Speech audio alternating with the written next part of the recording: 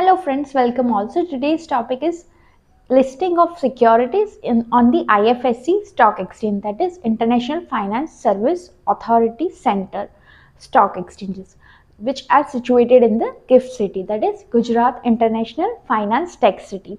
So in this video, I'll walk you all through with the few things which you should know before getting listed the securities in the IFSC Stock Exchange, that is International Market. So the points which I'll cover in this videos are which companies can be listed, which securities can be listed, name of the IFSC stock exchanges, which currency can be used for trading as well as listing of securities, then major benefits of listing of securities, few FAQs, and the lastly act references. I am also planning to prepare one separate video on the post-listing disclosure part as per the requirement of the IFSC listing regulations. So I'll mention the link in the description box. I'll publish this video shortly. So don't forget to subscribe my channel so that you don't miss any important video. So let's start. First, which companies can be listed on IFSC stock exchanges?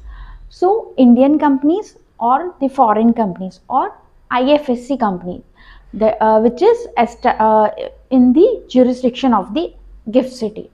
So any of this company can be listed its security on the IFSC stock exchanges. Next, which securities can be listed?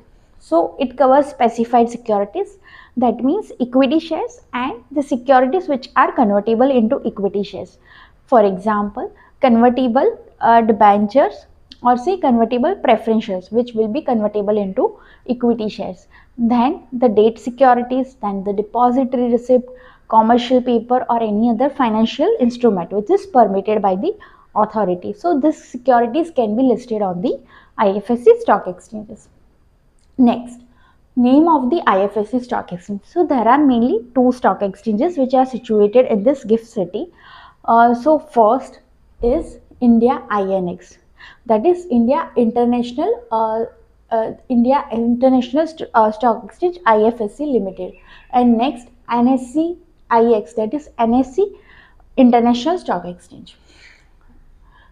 Next, which currency can be used for trading? So there are mainly 10 currencies which are permitted. I'll also give you the regulation reference in the last part of the video where it is mentioned which currencies can be used. So there are mainly 10 currencies which includes USD dollar, then euros, UK pounds, Canadian dollar, Australian dollar, UAE dirham, etc. Okay, next. Major benefits of listing on IFSC stock exchange. So first, IFSC provides so many tax incentives for getting listed on this stock exchanges to the investor as well as the to the investee company or the both, right? Further, the process for listing is comparatively little smooth if you compare with the SEBI LODR regulations. Then the disclosure requirement are also lesser as compared to SEBI LODR regulations. Further, the trading hours are also very high as compared to the provided by the Indian Stock Exchange, that is NSE and BSE. Further, you will get the able to trade the securities on the foreign currency. This will reduce the currency risk, and also you will get the international investors while listing on this IFSC stock exchanges. So there are few benefits which I have highlighted here. Now coming to FAQs. So first, is it required to have office in the GIFT city for listing? So if any company, for example ABC Limited, which is an Indian company, is wanted to list its equity shares on this IFSC stock exchange, so is it required to open its office in the GIFT city itself? No, there is no mandatory requirement whether you are situated in India or in foreign jurisdiction or in IFSC jurisdiction. You can list your securities on the IFSC stock exchange. Now, can Indian resident trade as an investor on the IFSC stock exchange securities? So there are restrictions on Indian resident investor for trading in the IFSC securities listed on the IFSC stock exchanges. Next, How to list on IFSC stock exchanges. So you can either come up with an IPO, that is initial public offer, or FPO, further public offer, or right issue basis. So there are various ways of listing on the IFSC stock exchange. You can simply refer that in the IFSC listing regulations in the detail.